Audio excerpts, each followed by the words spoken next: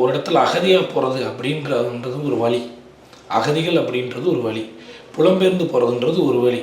ஒரு நிலம் தான் மனிதர்களை உருவாக்குது, மனிதர்களை வகைப்படுத்துது, மனிதர்களுக்கு ஒரு அடையாளம் கொடுக்குது. சொந்த நிலம், சொந்த இடம், சொந்த மனிதர்கள் அப்படின்ற ஒரு உணர்வு தானே மனிதனை மனிதனாக மாற்றுறது. இப்போ நம்ம எல்லா புலம்பெயர்ந்து உலகம்ன்றது ஒரு பொதுவான ஒரு சமூகம் தான், அதில் எந்த மாற்று கருத்து இல்லை. ஆனால் அதே நேரத்தில் நான் வாழக்கூடிய எனக்கு உரிமை உள்ள ஒரு இடம் அப்படின்றது ஒரு தனி மனித ஒரு தேவையும் இருக்குது. அதே மாதிரி ஒரு நாடு இல்லை எங்களுடைய குழுவாக வாழ்வதற்கான ஒரு சுய நிர்ணயம் உரிமை, தேசிய விடுதலை இப்படின்ற நிறைய கருத்தியலும் அதுக்குள்ளே இருக்குது.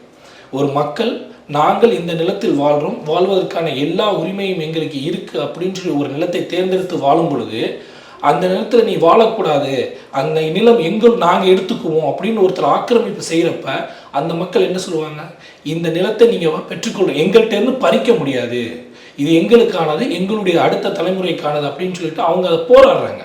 அந்த போராட்டத்தினுடைய ஒரு தன்மை தான் அந்த நிலத்தை எங்களுடைய நிலமும் அவங்க ஃபீல் பண்ணுறது. அது ரொம்ப நல்ல விஷயம் நான் நினைக்கிறேன்.